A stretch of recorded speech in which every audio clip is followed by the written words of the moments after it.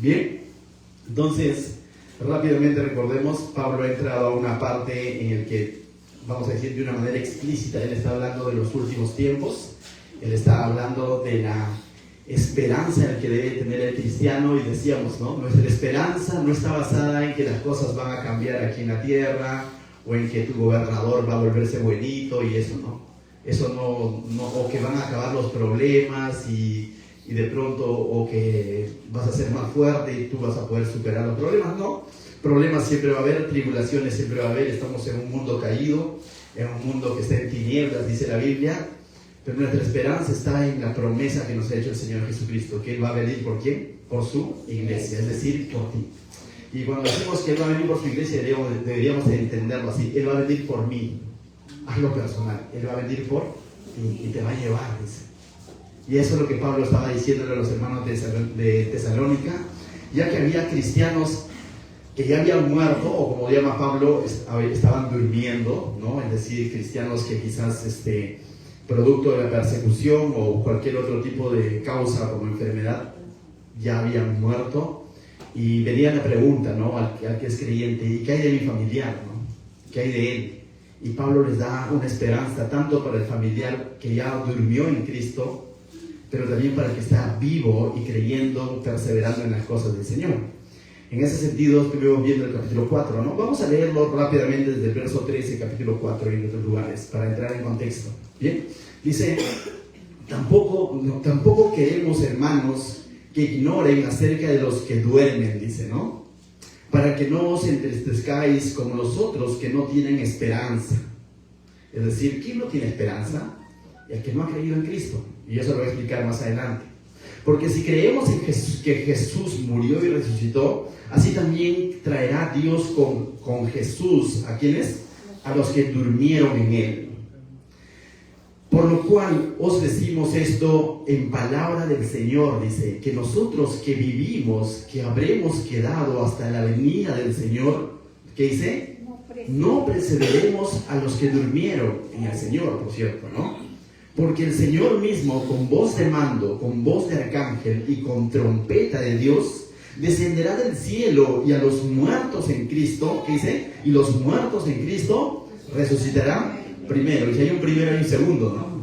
Dice, luego nosotros, y Pablo se incluye a todos los que estaban vivos en aquel momento, y hoy tú estás vivo en Cristo, dice, y luego nosotros, los que vivimos, los que hablamos, dice, los que hayamos quedado, seremos arrebatados juntamente con ellos en las nubes para recibir al Señor en el aire, y así estaremos siempre con el Señor. Por tanto, que dice Pablo, alentaos, animaos, ¿no? Los unos a los otros, ¿con qué? Con estas palabras. La manera de alentarte no es: machito, tú eres fuerte, ¿no? Sé fuerte, sé fuerte. Esa no es la manera de alentar al Señor. Tú puedes, no. La manera de alentar al Señor es de que va a llegar el momento en el que nos llevará con Él. Y nosotros tenemos que vivir a la luz de esa promesa del Señor. En Él está nuestra esperanza. Pero el saber que me voy a ir con el Señor y que voy a estar en su presencia para siempre, habitando para siempre, tiene que determinar mi manera de vivir aquí en la tierra. Y yo quisiera que esto lo entendamos, porque esta es una gran diferencia entre el cristianismo y la religión o el legalismo. El legalismo pareciera que te dice lo siguiente: pórtate bien para que algún día te vayas con el Señor. Como que el portarte bien fuese un requisito, ¿no? Cumple estas reglas, guárdate tal día, deja de comer tal cosa, viste de tal manera, para que a ver si así en algún momento te vas con Él, a ver si te haces merecedor. Ahora, entonces, ¿está mal portarse bien? No, para nada. Pero el Señor dice que cuando nosotros estamos muertos en nuestros delitos y pecados, Él, que es rico en misericordia, ¿qué dice? Nos reconcilió con Él. Porque por gracia sois salvos, dice Efesios 2:8, por medio de la fe. Y esto es un don de Dios, no por obras, no por cumplir reglas, para que nadie se jacte, para que nadie, como dice David, ¿no? Troncoso, para que nadie se pavonee, de decir, yo cumplí, yo hice estas cosas. Somos hechura suya, dice en Cristo Jesús, Señor nuestro. Pero ahí viene, ¿no? ¿Para qué somos hechura suya en Cristo Jesús? Para buenas obras. Es decir, mis hermanos, si tú has entendido quién eres en Cristo y qué es lo que el Señor ha hecho en ti y qué es lo que te ha prometido una ciudad celestial, eso tiene que marcar tu manera de andar aquí en la tierra. Ya no como para hacer puntos y alcanzar el cielo, sino que se te ha prometido ese lugar. Y tu manera de vivir acá tiene que cambiar porque hay otros que aún no conocen al Señor. ¿Y a través de quién lo va a hacer? Hagámoslo personal. ¿A través de quién lo va a hacer? A través de mí. ¿Por qué tanto estoy dando testimonio de esta verdad? ¿Por qué tanto estoy compartiendo este mensaje? ¿Y cuán congruente está siendo mi manera de vivir con el mensaje que digo creer o anunciar? Dice que nos ha sacado del reino a las tinieblas. ¿A dónde? A la luz admirable para que anunciéis ¿qué? ¿Tus virtudes? No, las virtudes de aquel, de Él. Y Él es el que hace la obra. Cristo es el que salva, no es la iglesia. Cristo es el que salva, no el pastor. Tú no salvas, Cristo es el que salva. ¿Y a quién tenemos que anunciar? Es a Cristo. Y Él es el que nos ha dado la promesa. Dice, entonces alentémonos, mis hermanos, unos a otros. Pero también al mismo tiempo tenemos responsabilidad. No solo está en decir, ya estamos seguros, nos vamos con el Señor. También tenemos que pensar en el que todavía tú eres consciente que aún no tiene a Cristo en su vida. Y cuando digo que eres consciente que aún no tiene a Cristo en su vida, no es aquel, ¿qué te digo?, nativo que está allí en la selva y que, quizás nunca escuchó el Evangelio. Probablemente sea un familiar tuyo. Probablemente sea un vecino tuyo. Probablemente sea un compañero de trabajo tuyo. Y nosotros, qué bacán, ¿no? Estamos seguros en Cristo. Pero ¿qué tanto estamos compartiendo con ese compañero de trabajo? ¿Qué tanto estamos mostrando a Cristo? Entonces, mis hermanos, está bien, tenemos que alentarnos a decir, el Señor va a volver por su iglesia y qué bien, allá lo vemos. Pero también tenemos responsabilidad. Y es por eso que todavía estamos aquí y no estamos durmiendo, como dice Pablo, ¿no? Aunque algunos ya literalmente están durmiendo, pero... Bien. Voy a tener un láser, creo, para apuntarle así. Bien, mis hermanos. Hoy día justo va a decir, no duermas, te va a decir el día de hoy. Entonces, si hemos entendido que en Cristo está nuestra esperanza, ahora la pregunta es, ¿cómo debemos de estar? ¿Cómo debemos de vivir? Y Pablo va a decir que debemos estar preparados. Verso 1, entonces del capítulo 5 dice, la pregunta es, ¿no? ¿Cuándo ocurrirá? ¿Te has preguntado esto? El que menos se pregunta. Y algunos se han atrevido a responder. Y ahí han metido la pata, ¿no? Que reconocidos predicadores se atrevieron a responder y a dar fecha. ¿Y sabes qué? Llegó el 2022 y no sucedió. Ups, tengo que salir a pedir disculpas. La pregunta es válida, es decir, ¿cuándo? Porque hay un anhelo de Señor ya. Y debemos de vivir así, anhelando de que venga ya y nos lleve. Pero no podemos atrevernos a decir, va a ser mañana. Tampoco pasado mañana. Bien, entonces dice, pero acerca de los tiempos y de las ocasiones, ¿qué dice? No tenéis necesidad, hermanos, que yo os escriba.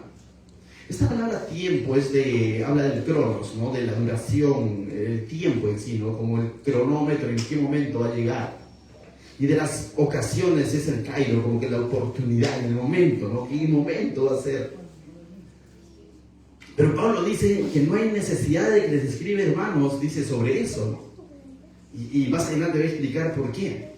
Pareciera que Pablo en esas 2 semanas o 3 semanas, o bueno, pongámonos de acuerdo, 3 días de reposo que estuvo en ese lugar compartiendo de Cristo, pareciera que les había hablado ya de esto. Porque en el verso 2 les va a decir, porque ustedes, ¿qué dicen? Ya saben perfectamente que el día del Señor vendrá así como un ladrón en la noche. Pero Pablo le está dando por entendido de que ellos ya sabían. Entonces, si bien es cierto, no les dijo cuándo, pero les dijo cómo iba a ser. Y hasta ahí debemos llegar, mis hermanos. No tanto en buscar la fecha y poner a hacer numerología bíblica, todo ese asunto, pero sí es necesario entender esta verdad como cristianos, de que va a llegar ese momento. No, yo vivo una vida nada más. No, pero recuerda, el Señor te ha prometido algo muy importante. Y comenzó en el capítulo 4, verso 13, diciendo que no quiere que ignoremos de estas cosas. Entonces no podemos ir al extremo y decir, yo no quiero saber nada de escatología, solamente ya yo mi Biblia acá comparto. Sí, pero es necesario que lo sepas porque no seas engañado. Es necesario que sepas, no el cuándo, pero sí el cómo va a ser esto. Entonces dice Pablo, porque ustedes saben perfectamente que el día del Señor vendrá así como el ladrón en la noche. ¿Cómo viene el ladrón? Tiempos modernos, te mando un WhatsApp, te digo, mañana vengo.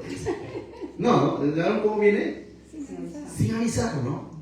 En algún momento quizás has tenido un familiar o personalmente quizás alguien entró a tu casa y ni te imaginabas, tú estabas, pero haciendo tu vida de lo más normal y ¡pum! Sucedió. Estaba confiado, ¿no? De alguna manera y sucedió, ¿no? Y quiero aclarar algo, no es que Jesús sea un ladrón, sino lo que está explicando Pablo a través de este pensamiento, básicamente está diciendo que va a ser, nadie lo sabe. Y lo dijo en los evangelios, que el día y la hora, nadie lo sabe. O sea, está diciendo básicamente eso, que va a ser algo inesperado para el mundo. Por más que, vuelvo a repetir, hay individuos que se han puesto por ahí a hacer cálculos y decir ciertas fechas, no, nadie lo sabe. Va a ser algo inaudito, va a ser de un momento a otro que va a sorprender a muchos. A muchos va a sorprender. Y Jesús también habló de estos tiempos, y eso lo podemos encontrar en Mateo 24. Si lo pueden ver aquí en la pantalla, o también pueden ir a sus Biblias, a Mateo 24, ¿no? No vamos a hacer un estudio verso a verso, pero vamos a darle una lectura para poder entender un poco. Estamos en Mateo 24, verso 36, dice: pero del día y la hora, ¿qué dice? Nadie sabe, ni aun los ángeles de los cielos, sino solo mi Padre, dice. Mas como en los días de Noé, así será la venida del Hijo del Hombre. Y aquí hace otra comparación con en los días de Noé. ¿Sabías cuánto tiempo demoró Noé en construir el arca? 120 años, ¿no? Y pensaban que estaba loco porque nunca había llovido. Pero había esos 120 años como para decir, oye, Noé, ¿por qué construyes el arca, no? Y Noé les puede decir, no sé, el Señor me ha dicho que va a venir un gran diluvio.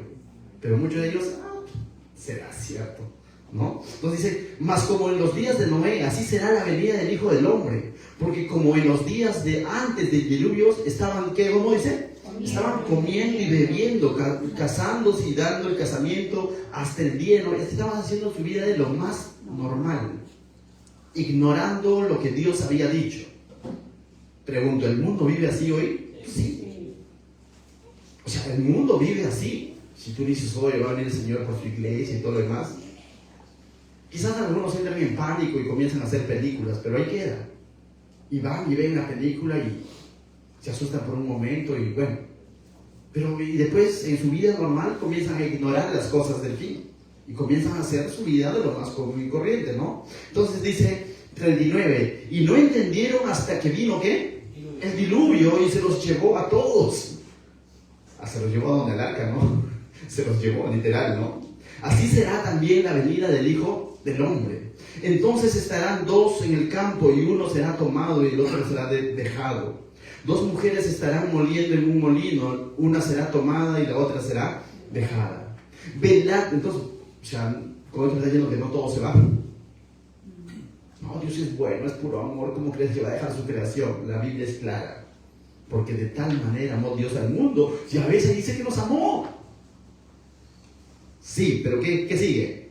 Que entregó a su Hijo unigénito para, y viene el para, ¿no? Para que todo aquel que cree en Él no se pierda, sino tenga, dice, vida eterna. Entonces, mis hermanos, Dios ama a la humanidad, claro que lo ama.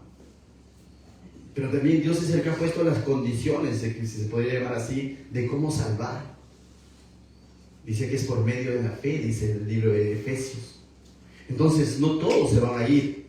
Pero los que ya estamos en Cristo, ¿qué debemos de hacer? El verso 42 de Mateo 24, que dice: velad pues, porque no sabéis, ¿qué dice? A qué hora ha de venir vuestro Señor.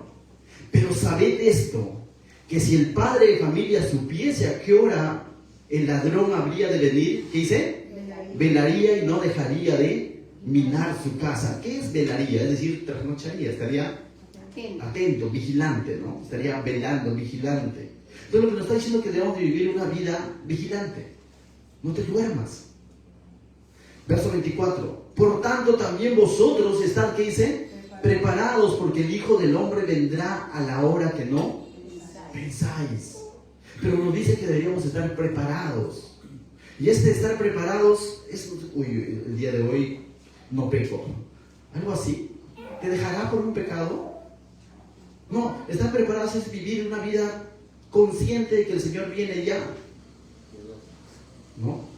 Guardando santidad, apartados para el Señor. Y guardar santidad, vuelvo a repetir, no es encerrarnos. Guardar santidad es vivir en la posición en la que nos ha puesto. Y dentro de esa posición en la que nos ha puesto, Él nos ha santificado, nos ha apartado para Él con un propósito, dice. Y el propósito no es encajonarnos en nuestras cuatro paredes. El propósito es hacer su voluntad. Por cierto, ¿cuál es la voluntad del Señor? Que nosotros llamamos a vivir en santidad. Y vivir en santidad es cumplir la vocación para la cual hemos sido llamados. En nuestra manera de vivir. Pero eso implica también testificar de quién? De Cristo. Entonces, mis hermanos, me dice aquí una pregunta, ¿no? Recuerda, no tenemos que ver ese día como un día con miedo. No tenemos que esperar, vuelvo a la redundancia, ¿no? Expectantes de ese momento. Porque creo yo que será el momento más feliz de tu vida. ¿Cómo será cuando estemos allí en su presencia? Creo yo, ¿no? O sea, vas a estar en su presencia por la eternidad, con Él. Entonces no podemos estar esperando ese día con un miedo. Tenemos que esperar expectantes. ¿En qué momento, no? Y ciertamente va a sorprender al mundo porque muchos ignoran. Pero a ti no te tiene por qué sorprender.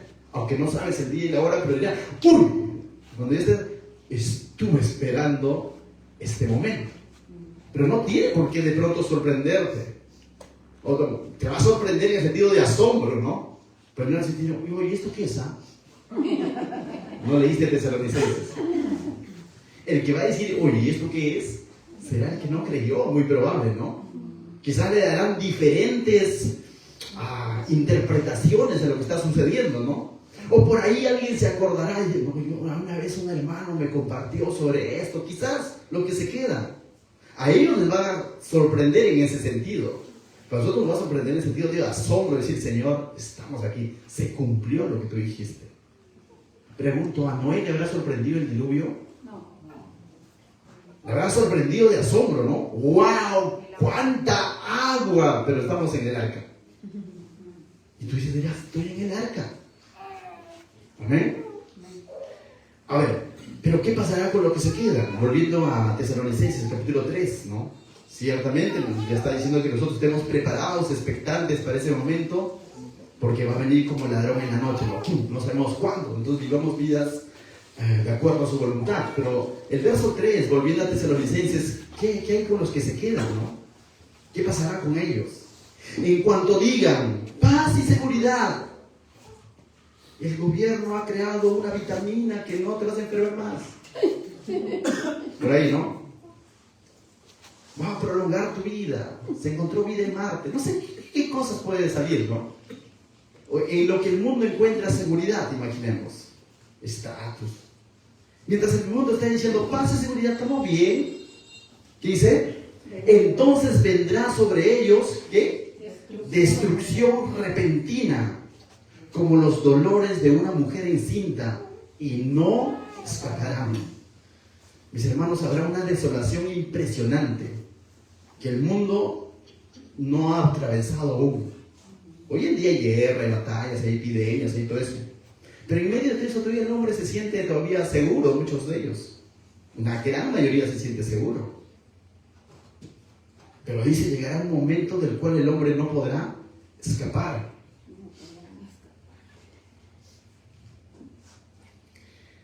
Verso 4 dice, mas vosotros, hermanos, ¿qué dice? No están en tinieblas, para que aquel día os sorprenda como ladrón. Y vas a comenzar a hacer una comparación, un contraste entre las tinieblas y el día. Entonces dicen, mas nosotros no estamos en tinieblas, nosotros, la luz de Cristo ha llegado al cristiano, la luz de su palabra ha llegado. Y justamente viene la responsabilidad de acudir a su palabra para comprender hasta donde el Señor nos permita estos eventos. No te vayas a ver una película para comprender esto, mi hermano. Porque a veces queremos hacer teología o escatología en base a películas, ¿no? Vi una película, pastor, y pasaba esto. Entonces, vayamos a la Biblia, y hasta donde la Biblia el Señor nos permita comprenderlo, hasta ahí el Señor. Más detalles, la verdad, está de más agregarle o querer saber, ¿no? El Señor va a revelar lo que el hombre necesita, ¿qué? Saber. Te cuento, yo he descubierto, pero yo sí puedo decir que era así, así. La verdad, mi hermano, no te vayas a ese extremo, ¿no? Dice, mas vosotros, hermanos, no estéis en tinieblas para que aquel día os sorprenda como a ladrón, ¿no? Pero hay un grupo que existe en tinieblas, del cual va a hablar más adelante. Pero yo me hacía una pregunta, ¿no? ¿Cómo te hubiera encontrado el Señor? Imaginemos, ¿no? Va a cambiar la pregunta. ¿Qué has estado haciendo hoy a las 8 de la mañana?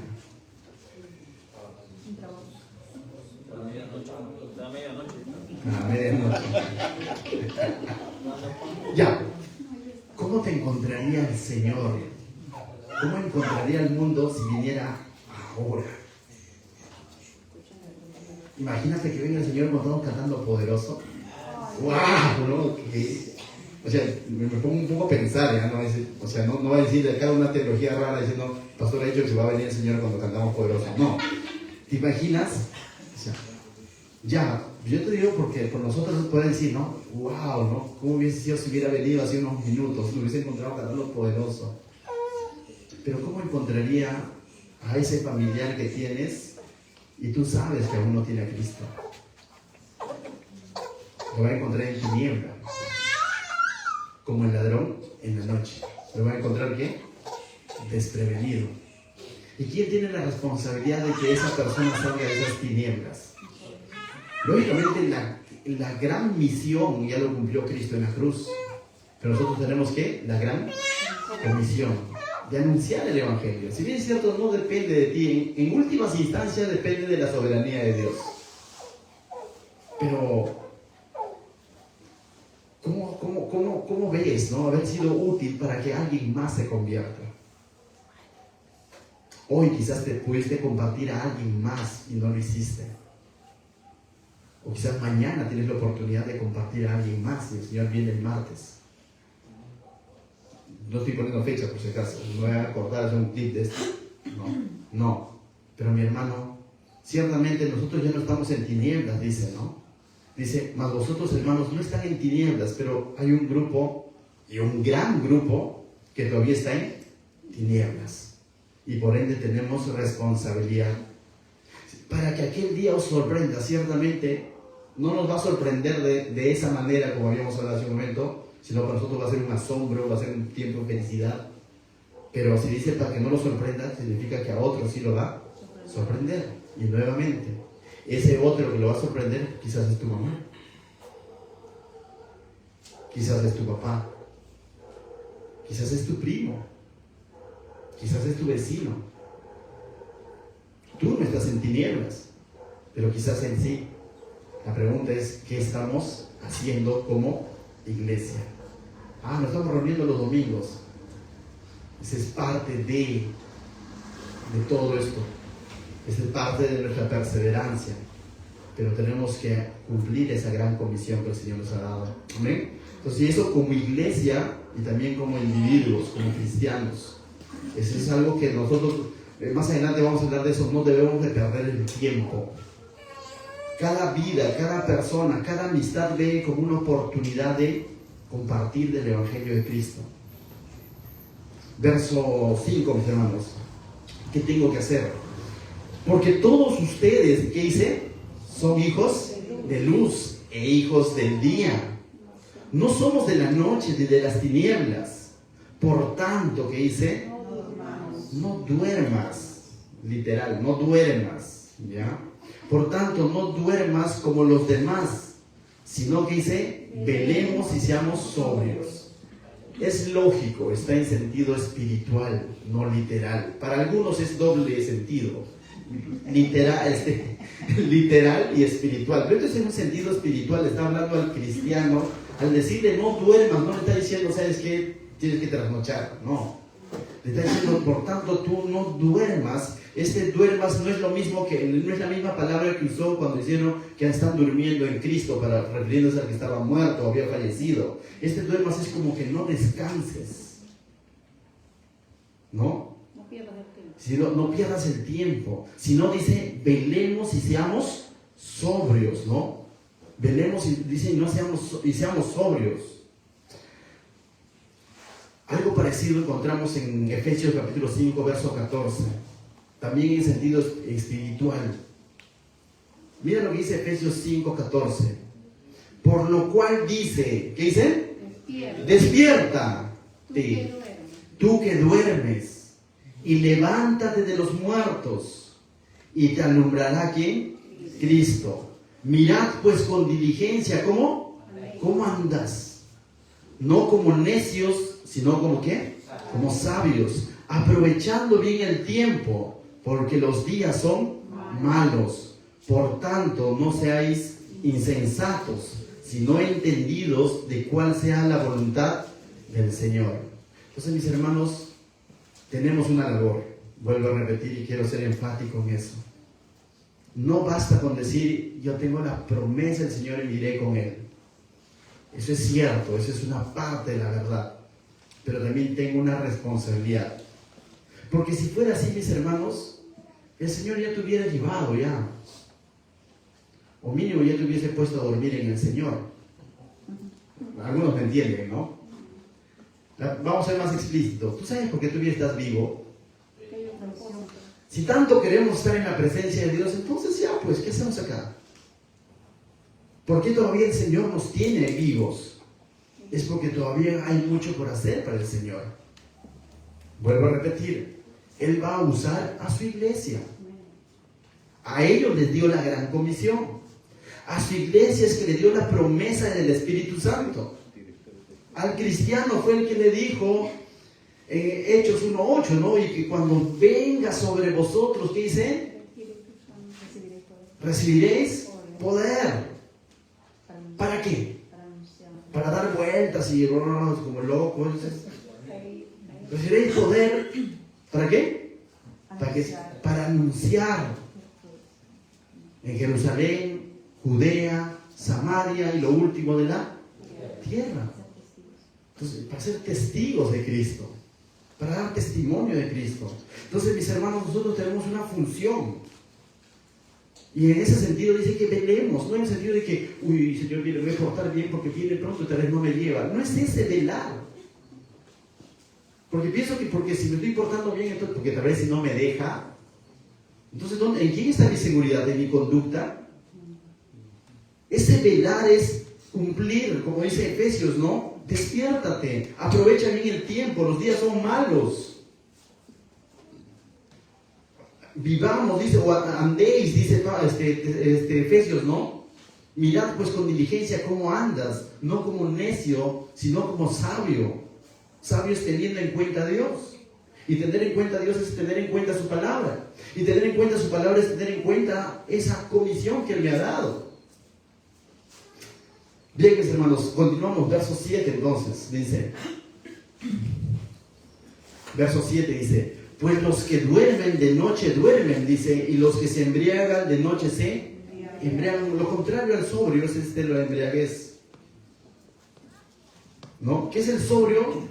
Saber el valor de las cosas, ¿no? Está sobrio, sabe, entiende la situación, entiende lo que está viviendo. El ebrio confunde todo. Así vive el mundo. Embriagado en su propio razonamiento, en su propio egocentrismo, todo gira alrededor de él. Emborrachado en las cosas de este mundo. Pero el sobrio es consciente de la verdad de Dios, de lo que Dios ha dicho. Y vivamos de esa manera, mis hermanos. Verso 8. Pero nosotros, me encantan estos peros en la Biblia. Dice, pero nosotros que somos, ¿qué dice? Del día, seamos nuevamente sobrios, haciéndonos, ¿qué dice? Habiéndonos vestidos con la coraza de la fe y del amor, y con la esperanza de la salvación como yelmo, ¿no? ¿Qué es un yelmo? Un casco, por así decirlo, ¿no? Que se llevaba para proteger la cabeza. Y la coraza es lo que ha ido, voy a decir, ha ido evolucionando, ¿no? Hoy en día le llaman chaleco antibala, por así decirlo, ¿no? Pero eran todos esos pectorales que se ponían los soldados. Pero es interesante porque dice, ¿no? Lógicamente está hablando en sentido espiritual, ¿no? No va a decir que mañana te vas a agamar a mandarte a hacer tu coraza, tu yelmo, no. Está hablando en sentido espiritual, ¿no? Dice, pero aquí está hablando de quiénes. Primero, dice, pero nosotros. ¿En esos nosotros quién estaría? ¿Pablo, Silas y Timoteo? No. Todos. Ahí estás tú, mi hermano. En ese nosotros estás tú y yo estamos ahí. Ahí está todo cristiano, todo creyente está ahí. Dice aquí los vestidos de la coraza de la fe, ¿no? Y de amor. Que la coraza cubría prácticamente los órganos vitales de la persona, ¿no? Mis hermanos, en tu corazón debe de abundar la fe y el amor de Cristo.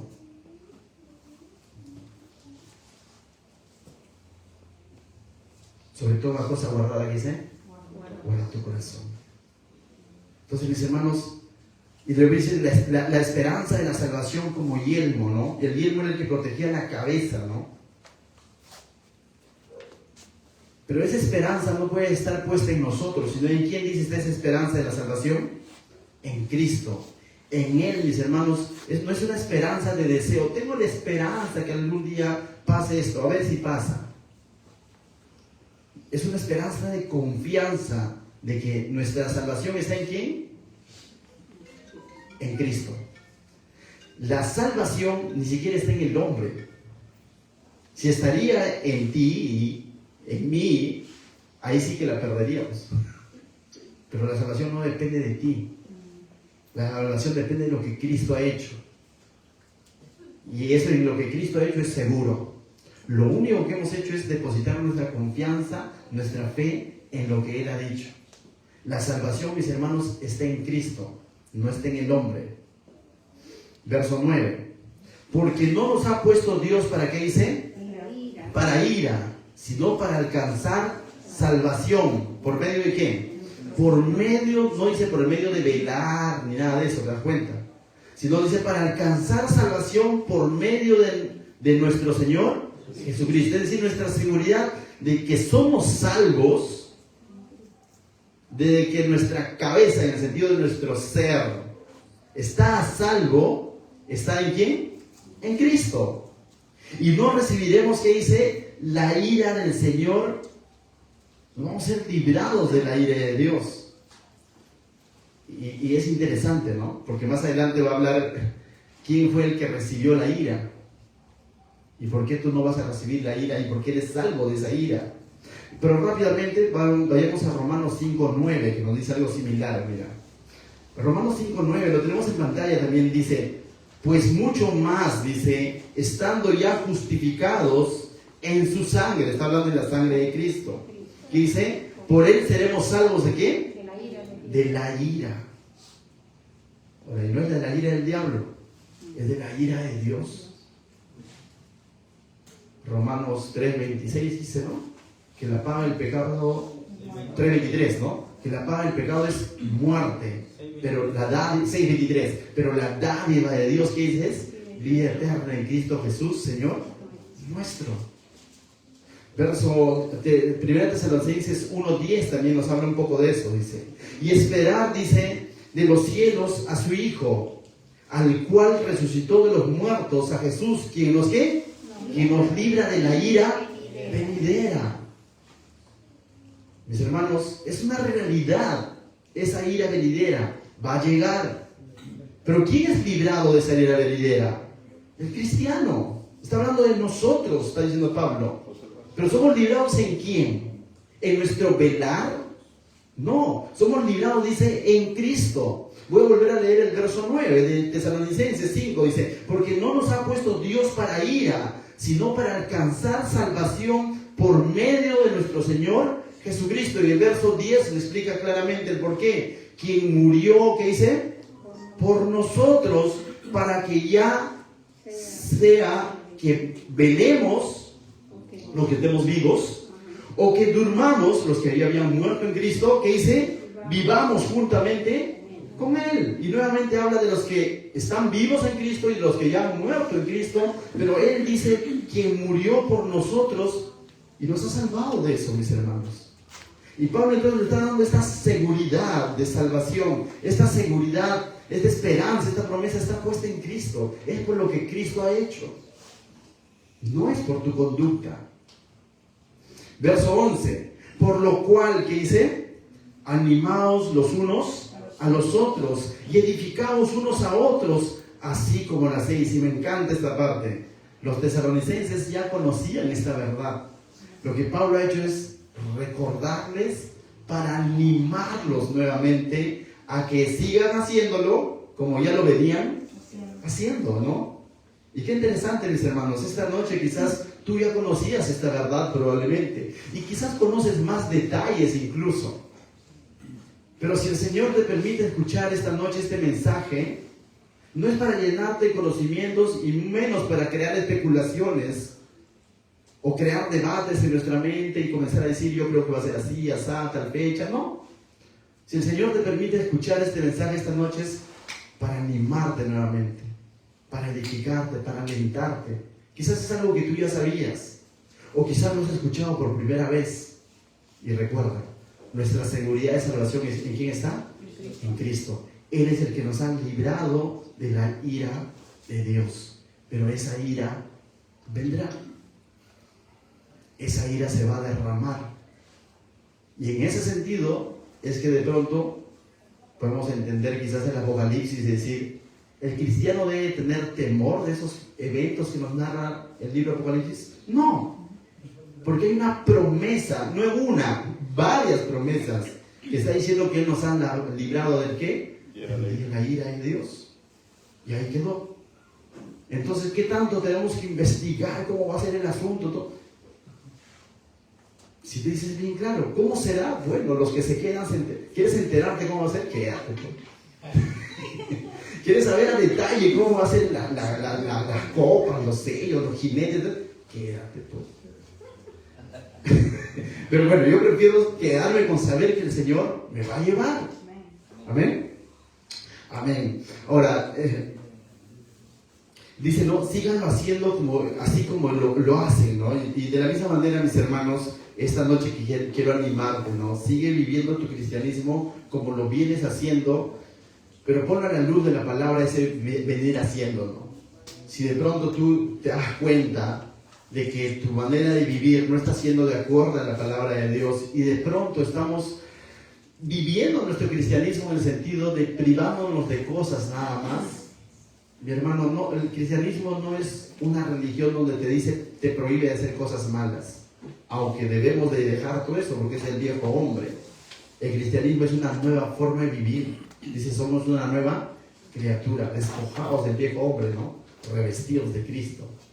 Entonces, en ese sentido, mis hermanos, vivamos nuestro cristianismo anunciando este mensaje a los que aún no han escuchado. Y si de pronto el enemigo, mira, pregunto, no, es que la ira ya está acá. ¿Hay aflicciones hoy en día? Hay aflicciones. Jesús dijo, va a haber tribulaciones. Pero eso no es la ira de Dios, mis hermanos. Podríamos decir, coletazos del enemigo quizás. Molesta, ¿no? Dice que anda como león rugiente viendo a quién devorar, dardos, tentaciones, situaciones que pasan en la vida. Pero eso no es la ira de Dios. Y es más, dice que nuestra lucha no es contra sangre ni carne, ¿no? Quizás las personas que te hostigan, te molestan, te valoran el día, no necesariamente son conscientes que están siendo usados por el mal. Pero ¿cuál es tu función? Incluso anunciar a esa persona del amor de Cristo. Orar por esa persona. Y recuerda, tu mejor venganza es que esa persona se convierta a Cristo. ¿Cómo es posible para tenerlo allá arriba? Sí, alguien más oró por ti, mi hermano. Ay, ¿cómo no viene el Señor ya para que ese no vaya? Esa oración erradícalo de tú. erradícale de tu mente, ¿no? O sea, si no, oremos para que más personas vengan a Cristo. La pregunta, ¿ya tienes tu boleto para irte con el Señor? Ese boleto es carísimo. ¿Cuál es el boleto? La sangre de Cristo en la cruz. Ese es el pago. Pero para ti ha sido gratuito. No lo digo yo. Lo dice la Biblia. Porque por gracia sois salvos. Porque de tal manera amó Dios al mundo que entregó a su Hijo unigénito. Porque la paga del pecado es muerte. Pero ¿qué? La dádiva, el regalo de Dios es vida eterna en Cristo Jesús.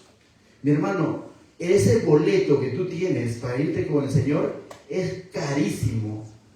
Ni el más millonario de este planeta podría pagar por ese boleto. Y tú lo tienes. Y sabes, ese boleto tú lo puedes compartir con alguien más. Esa verdad tú lo puedes...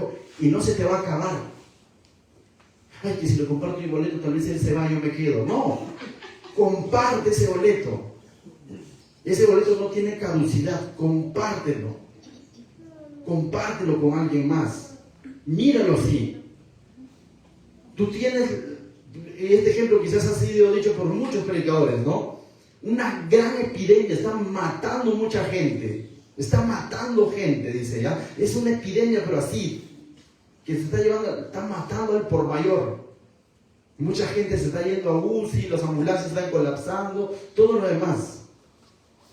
Pero de pronto el Señor te da a ti la medicina. Pruebas de la medicina y dices, ¡wow! Me salvé. Y alguien más, tú sabes que vive a tu costado o está en tu centro de trabajo que se está muriendo. No le voy a dar. No, le tengo que compartir, pues, mi hermano. Esa medicina es la salvación, que te ha librado de la ira de Dios. No te ha librado de las drogas, nada más, o de algún vicio, o de una crisis familiar, aunque todo eso, ciertamente en Cristo, quizás todas esas cosas también las abandonaste en el Señor, y qué bueno, amén, es parte de, pero sobre todo nos ha librado ¿de qué? De la ira de Dios. Y hay muchos que aún no lo conocen. Y llegará ese momento. Y es nuestra responsabilidad compartir, mis hermanos, esa verdad. ¿Qué tal si cerramos nuestros ojos en nuestros lugares y alabamos a nuestro Dios con nuestras oraciones? Padre, te doy gracias, Señor, esta noche. Gracias, mi Dios, porque tú nos traes, Señor, a tu palabra, Señor, para poder darnos esperanza y seguridad en quien hemos creído, Señor. Gracias porque nuevamente renuevas nuestros ánimos, Señor, renuevas nuestra esperanza, Señor, al ver, Señor, a la luz de tu palabra, quién eres tú y qué es lo que has hecho y qué es lo que has prometido hacer por nosotros, Señor.